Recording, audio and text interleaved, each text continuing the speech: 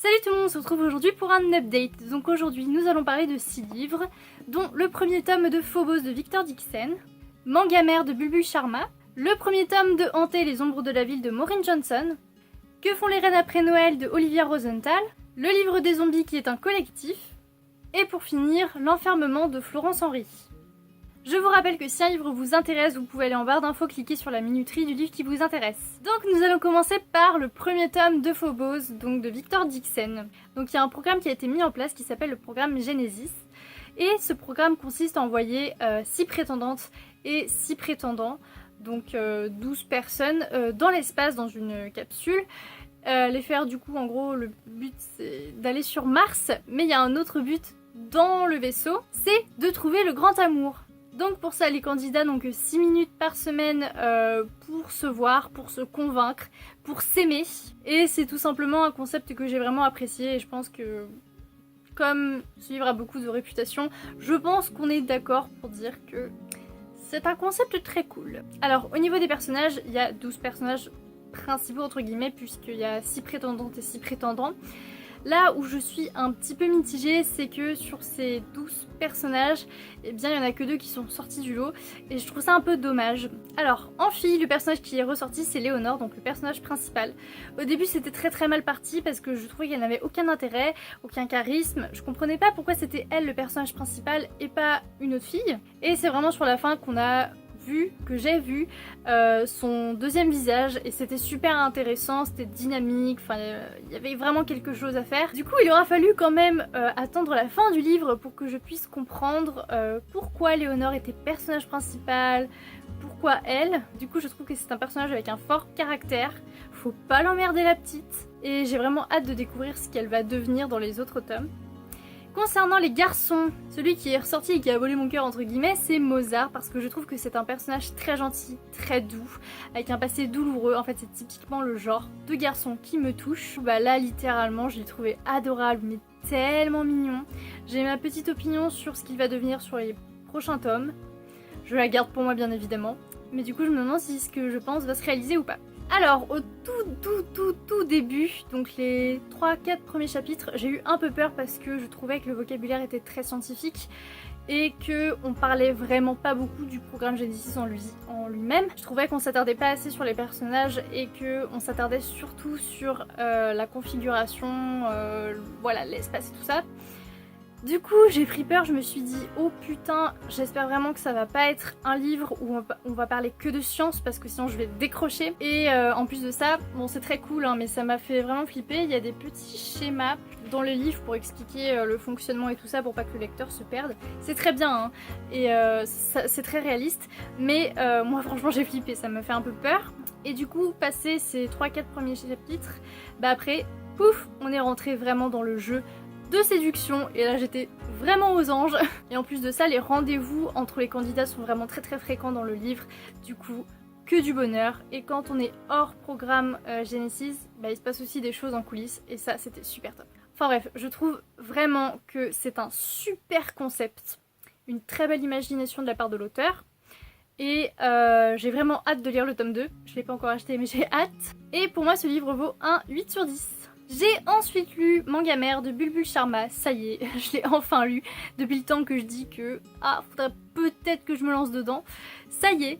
Alors on se retrouve au sein d'un repas de famille, enfin de la préparation d'un repas pour un enterrement, et ce sont les femmes qui préparent ce repas. Donc ce livre se passe en Inde, et du coup durant cette préparation, eh bien chaque femme va nous raconter un petit peu son histoire, son parcours, son secret, machin bidule. Donc c'est très cool hein, mais le seul problème qui m'a vraiment gênée, c'est que j'ai trouvé qu'il y avait beaucoup trop de personnages. Ce sont des prénoms orientaux, donc déjà de 1 c'est compliqué à retenir, et de 2 il y avait tellement de personnages que moi je me suis complètement perdue, je savais plus qui était qui, quel rôle jouait machin, bidule chouette, donc c'était un peu compliqué. Je dois avouer que je suis aussi un petit peu déçue parce qu'il y a un personnage au tout début du livre que j'ai vraiment apprécié et au final on ne l'a pas suivi plus que ça dans la durée du livre en fait. Pour vous montrer un petit peu, voilà, le livre est pas bien épais et il y a une quantité impressionnante de personnages, donc faut avoir une bonne mémoire. Mais du coup, qui dit beaucoup de personnages dit beaucoup de sujets abordés, beaucoup d'histoires, donc il y a eu des sujets un petit peu plus durs que d'autres, notamment la tromperie, ça c'est un sujet auquel je ne m'attendais pas du tout. Et on a des sujets beaucoup plus durs, donc c'est super varié. J'ai apprécié le fait de mêler la culture indienne parce que j'ai appris certaines choses. Et de mêler aussi la cuisine indienne parce que j'aime beaucoup bouffer. D'ailleurs, sachez que samedi soir, je vais manger indien. Est-ce que c'est un signe? Probablement. Voilà, du coup, t'as le plaisir de découvrir un petit peu plus sur l'Inde et t'as aussi le plaisir de bouffer, de saliver devant ce que tu lis. Il y a aussi autre chose que j'ai apprécié tout de suite dans ce livre-là, c'est la plume très délicate, très relaxante de l'auteur. Alors ça, c'est vraiment, vous savez, le type de plume, mais douce, genre tu te laisses porter par la plume et c'est juste un gros régal. Du coup, oui, il y a beaucoup de positifs dans ce livre-là, mais je retiens principalement comme défaut beaucoup trop de personnages. Donc pour moi, ce livre vaut un 7 sur 10. J'ai ensuite lu le premier tome de Hanté de Maureen Johnson, donc Les Ombres de la Ville, et il était temps parce que je l'ai dans ma pile à lire depuis que j'ai mes 18 ans, donc c'est-à-dire que je l'ai depuis 4 ans. Alors, nous retrouvons Aurora qui va étudier dans un lycée anglais, elle ne connaît personne et elle ne va pas passer une année tranquille puisqu'il se trouve que c'est le retour de Jack l'Éventreur. Sauf que elle est la seule à pouvoir le voir et ça c'est plutôt vachement embêtant. Alors, niveau personnage, encore une fois une petite déception, je ne me suis attachée à personne, donc je vais pas m'étaler 36 ans sur les personnages puisque je n'en vois pas trop l'intérêt. J'ai trouvé quasiment, voire tous les personnages assez fades et c'est pour ça que j'ai réussi à m'identifier à personne. Et autre petit bémol, eh bien j'ai trouvé qu'il y avait trop de personnages, c'est-à-dire qu'en fait, il y avait des personnages qui se rajoutaient au fil des chapitres. Moi je veux bien, mais au bout d'un moment, il y en a un petit peu trop et j'ai tendance à me paumer dans ce genre de cas, donc non merci. Il y a autre chose aussi qui m'a un petit peu dérangée, c'est que entre eux, les personnages, je les ai trouvés assez adolescents, lycéens, vous voyez, ouais, vraiment esprit lycéen, adolescent, et c'est quelque chose que je ne recherche pas forcément. Après, je pense que j'en attends beaucoup trop de ce livre-là, sachant que c'est un livre pour adolescents. Du coup, voilà, c'est vraiment purement mon avis, parce que je suis plus trop dans le délire lycéen, amourette et tout ça. Et du coup, forcément, on va parler de Jack l'Éventreur, qui a quand même une grande place dans ce livre-là. Je suis super heureuse parce que c'est le genre d'histoire qui m'intéresse beaucoup. Et pour ajouter plus de réalisme, j'ai trouvé ça génial. Au tout début, il y a une carte de Londres et des victimes de Jack et les dates de décès. Je trouvais ça vraiment très réaliste, c'était super intéressant, super sympathique. Et en plus de ça, tout au long du livre, en fait, l'auteur en fait nous rappelle les faits des victimes, comme ça, au cas où on ne sait pas du tout comment sont décédées les victimes, on est vraiment dans un cadre réel. Du coup, moi je suis très contente parce que effectivement, Jack prend une grosse place dans ce livre-là. L'intrigue, elle est super bien menée, c'est une atmosphère très très très sombre. Bon après, moi je suis pas vraiment un exemple puisque je flippe très facilement, mais quand tu lis ce livre-là le soir, que tu lis des scènes où ça se déroule dans un lycée la nuit, moi personnellement je suis pas très sereine. Du coup, globalement, c'était sympathique. Mais franchement, il y a eu des longueurs, et des moments vraiment super captivants. Donc du coup ça alternait entre ennui et lenteur, et rapidité et plaisir, voilà. Donc c'est typiquement le genre de livre que j'appelle frustrant parce que j'ai aimé, mais pas totalement. J'ai vraiment apprécié, adoré, mais j'ai aussi je me suis quand même fait chier. Enfin bref, du coup je ressors mitigée de cette lecture-là. C'était super, hein, tout ce qui environne Jack l'Éventreur, c'est super bien fait, mais il y a une atmosphère beaucoup trop enfantin quand on enlève l'enquête. Donc pour moi ce livre vaut un 6 sur 10. J'ai ensuite lu Que font les reines après Noël de Olivia Rosenthal. Alors ça je savais pas trop à quoi m'attendre parce que le résumé en dit pas beaucoup. Et par contre je m'attendais pas du tout, je m'attendais à ce que ce soit quand même un livre qui défende les conditions des animaux. Et pas du tout. Alors, c'est un livre qui compare les animaux et les êtres humains sur beaucoup de points. Donc, dans la partie des humains, on va parler de tout ce qui est sexualité et le désir de vouloir un animal quand on est enfant. Donc, c'est une partie que j'ai pas vraiment aimée parce que je n'ai pas compris pourquoi l'auteur avait fait ça. J'ai pas compris où elle voulait m'emmener. Et ce qui m'a beaucoup perturbée au début, c'est que l'auteur nous vous voit en fait dans cette lecture. Et comme il y a certaines phrases crues et un peu agressive, je me suis sentie déjà de un peu agressée et j'avais la sensation qu'elle me mettait dans le même panier que tout le monde. Or j'ai pas cette sensation là moi. Enfin c'est vraiment un détail et une impression personnelle, hein, mais Ça m'a beaucoup bloqué, du coup j'ai poussé mon petit coup de gueule sur Instagram et une fois que j'ai dit ce que j'avais à dire à propos de ce vouvoiement et de cette sensation d'être agressée, et bien j'ai pu faire abstraction du vouvoiement, ça m'a plus dérangé. Pour la partie des animaux, on va aborder tout ce qui est euthanasie, les conditions des expériences sur les animaux et par exemple l'abattoir. Alors quand j'ai vu que c'était un livre qui ne défendait pas du tout les animaux, je me suis dit oula, je vais avoir du mal, et au final je me suis dit bon, Laetitia laisse lui une chance à ce livre là, essaie d'être un peu ouverte d'esprit même si ton avis est totalement opposé à celui de l'auteur. C'est ce que j'ai fait. J'ai donc lu un livre qui ne fait pas du tout partie de mes valeurs. On n'a pas du tout le même point de vue, les mêmes opinions. Et c'était intéressant, j'ai appris des choses. Ça n'a pas du tout changé mon point de vue, hein, mais c'était intéressant de découvrir quelque chose de complètement contradictoire à ce que moi je pensais. Donc voilà, c'était une lecture entre guillemets enrichissante sur le plan ouverture d'esprit, mais sinon ça m'a pas apporté grand chose non plus. C'est un livre que je ne recommande pas du tout aux défenseurs des animaux qui sont fermés d'esprit ou qui n'ont pas le cœur à découvrir tout ça. Donc pour moi ce livre vaut un 7 sur 10. Nous allons maintenant parler de Le Livre des Zombies qui est un collectif. Donc ça je l'ai trouvé en bouquinerie et ce qui m'a vraiment intéressée, qui m'a fait taper de l'œil, c'est la couverture que je trouve super belle. Elle est matelassée, vous voyez il y a des petits reflets là au niveau des gouttes de sang. Du coup je trouve qu'elle était trop belle. Les zombies c'est pas du tout le type de créature qui m'intéresse vraiment, mais le livre était tellement beau et le prix pas très cher que du coup je me suis dit oh bon allez, vas-y. J'avais trop hâte de le lire et je sais pas vraiment à quoi je m'attendais, mais j'aurais dû me douter que c'était une prise de risque de lire quelque chose sur des créatures que tu n'aimes pas forcément. Donc dans ce livre-là, on va vraiment s'intéresser à l'apparence du zombie, les différentes entre guillemets races de zombies, les armées de zombies, les histoires de zombies et tout ça. Donc il y a certains chapitres qui m'ont pas du tout intéressé, comme qu'est-ce qu'un zombie, ça concrètement bof.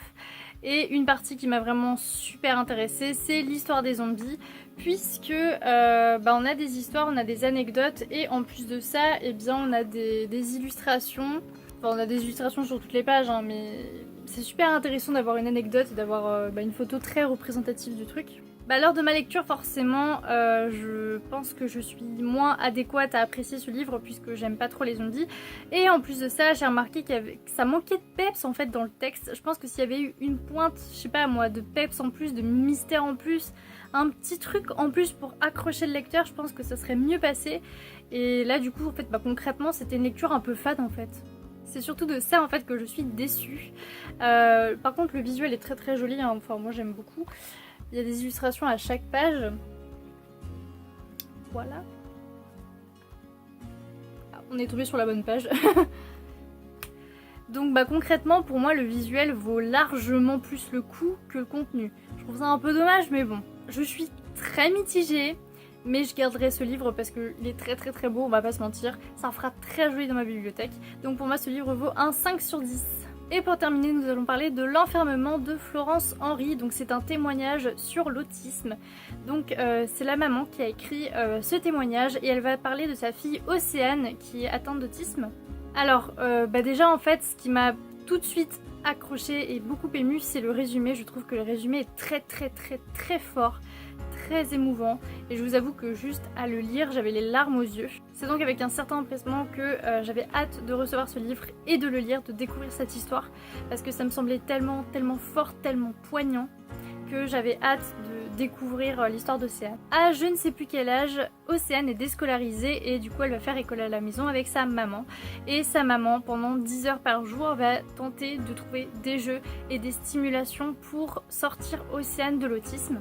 Et je trouve ça vraiment très beau parce que c'est un livre qui est vraiment plein d'amour, plein d'espoir, alors que Florence Henry a rencontré de nombreux spécialistes qui lui ont tous plus ou moins dit, enfin tous, une généralité lui a dit qu'il n'y avait pas d'espoir de sortir sa fille de l'autisme. Et du coup, elle a pas lâché, elle a pas lâché, elle a tout fait par amour. Et je trouve vraiment que c'est une histoire triste évidemment, mais c'est aussi une très belle histoire parce que ça montre encore une fois qu'avec de l'amour, de la volonté, on arrive à faire beaucoup de choses. Si je devais mettre des mots clés sur ce livre, je dirais combat, courage, injustice, handicap, et amour. Et je pense que c'est pas seulement un témoignage, pour moi c'est plus que ça. Oui, ça raconte l'histoire d'Océane, mais à mon avis, il y a d'autres enfants qui sont dans le même cas qu'elle et je pense que ça peut les aider, notamment grâce aux explications de la maman quand elle explique comment elle stimulait sa fille, ce qu'elle a fait et tout ça. Je pense que vraiment ça peut aider beaucoup de familles. Et c'est aussi un livre qui dénonce, entre guillemets, la différence, ou plutôt le rejet de la différence. Donc à mes yeux c'est un livre très important à lire et je suis vraiment très heureuse de l'avoir lu parce que si je l'avais pas entre mes mains, j'aurais jamais su, déjà de 1, j'aurais pas eu une vision assez précise de l'autisme parce que je savais pas vraiment ce que c'était en détail et j'aurais jamais pu comprendre jusqu'où certaines personnes sont prêtes à aller. J'aurais jamais pu savoir qu'on pouvait s'en sortir quand on était autiste. Enfin, j'aurais jamais pu savoir tout ça et du coup, je suis super heureuse de l'avoir entre mes mains. J'ai appris beaucoup de choses parce que je trouve que chaque témoignage nous apprend des choses. Et du coup, franchement, c'est un très très très très beau livre, plein d'amour, plein d'espoir. Et j'ai pleuré à la fin. Voilà. La seule petite chose qui m'a un petit peu embêtée, c'est que j'aurais aimé en savoir plus sur le présent actuel d'Océane, comment elle vivait sa scolarité, qu'est-ce que ça lui faisait d'avoir un bac S et tout ça. Mais sinon, effectivement, quand j'ai refermé ce livre-là, pincement au cœur parce que c'est un très très très beau combat, c'est vraiment une très belle histoire. Voilà, une maman qui se bat pour sauver sa fille et waouh. Donc pour moi, ce livre vaut un 7 sur 10. Cette vidéo est terminée, j'espère qu'elle vous aura plu, je vous fais plein de gros bisous, salut!